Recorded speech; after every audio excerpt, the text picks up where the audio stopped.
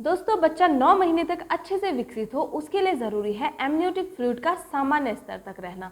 लेकिन अगर आपकी सोनोग्राफी रिपोर्ट आई है और उसमें अगर ये लिखा है कि आपका जो एमनियोटिक फ्लूइड है उसका लेवल सामान्य से कम है, तो ऐसी कंडीशन में आपको क्या करना चाहिए?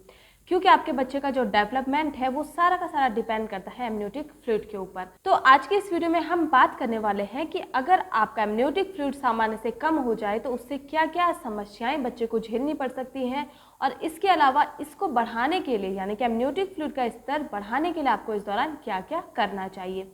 तो जानने के लिए वीडियो को जरूर देखिएगा एंड तक बिना स्किप किए, और अगर चैनल पर नए हैं तो मेरे इस channel pregnancy care and advice को सब्सक्राइब जरूर कर दें। साथ ही साथ बेल आइकन को भी प्रेस कर दें ताकि आपसे आगे आने वाले वीडियोस के नोटिफिकेशंस मिस ना हो और आपकी प्रेगनेंसी एक हेल्दी प्रेगनेंसी बन सके।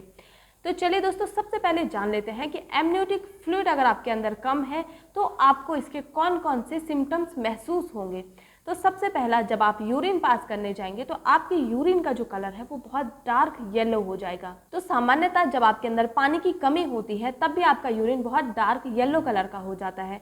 तो अगर आपके साथ ऐसा हो रहा है तो ऐसे में आपको समझ जाना है कि आपके अंदर पानी की कमी हो गई है।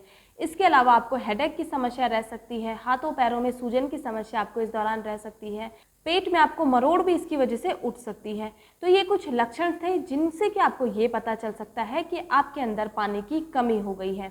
अब जान लेते हैं कि एमनियोटिक फ्लूइड का जो स्तर है अगर वो सामान्य से कम हो जाए तो शिशु को इससे क्या क्या परेशानियां हो सकती हैं।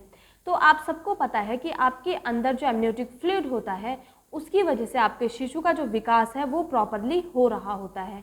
अगर एमनियोटिक फ्लूइड का स्तर सामान्य से कम हो जाता है तो ये आपके शिशु के विकास पर बुरा असर डालती है, उसके मानसिक विकास पर, उसके शारीरिक विकास पर, हर तरीके से ये उस पर बुरा असर डालती है।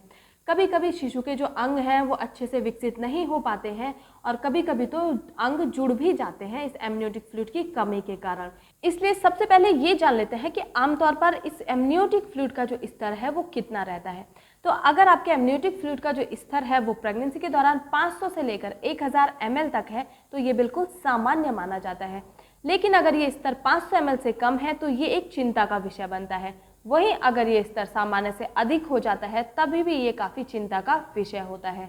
एमनियोटिक फ्लूइड जो है वो आपके शिशु को हर प्रकार के बैक्टीरियल या फिर वायरल इन्फेक्शन से भी बचाता है।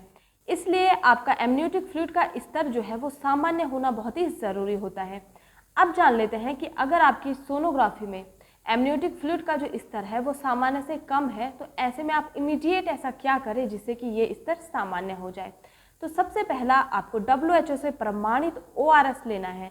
इसमें आपको फ्लेवर्स डिफरेंट मिल जाते हैं, आपको जो फ्लेवर पसंद हो आप वो फ्लेवर ले सकते हैं।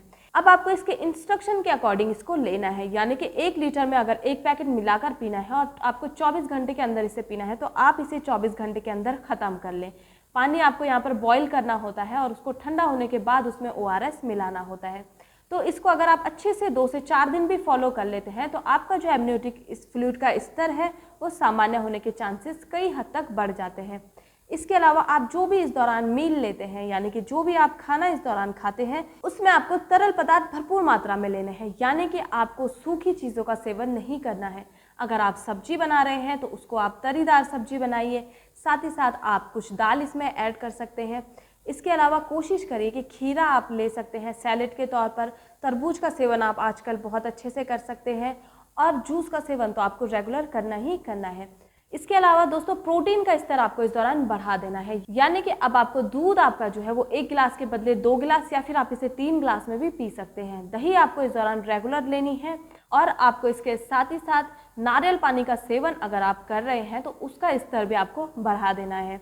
इसके अलावा पानी आपको जो है कम से कम 6 से लेकर 8 गिलास पानी आपको रोज़ पीना है। और अगर आपका स्तर जो है एमनियोटिक फ्लूइड का वो कम आ गया है आपकी सोनोग्राफी में तो तुरंत आपको रेस्ट पोजीशन में आ जाना है। रेस्ट पोजीशन में आने का मतलब है कि अगर आप एक्सरसाइज वगैरह करने जाते हैं तो इस दौरान आप एक्सरसाइज ना करें, क्योंकि एक्सरसाइज करने से स्वेटिंग की प्रॉब्लम होती है और आपके अंदर का जो द्रव होता है वो बाहर आने लगता है।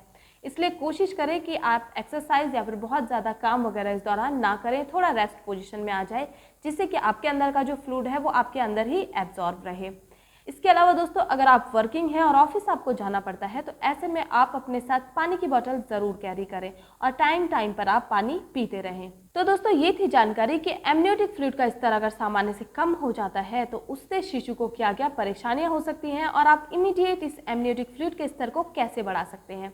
उम्मीद करती हूँ जानकारी आप लोगों के लिए यूजफुल होगी। वीडियो पसंद आई है तो वीडियो को लाइक शेयर जरूर करें। मिलते हैं नेक्स्ट वीडियो में। धन्यवाद।